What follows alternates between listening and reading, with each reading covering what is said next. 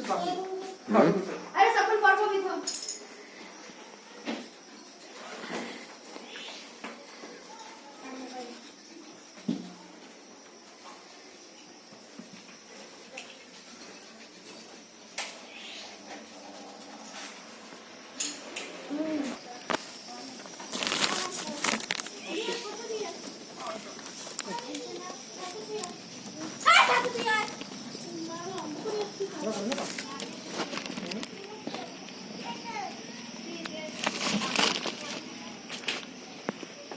hello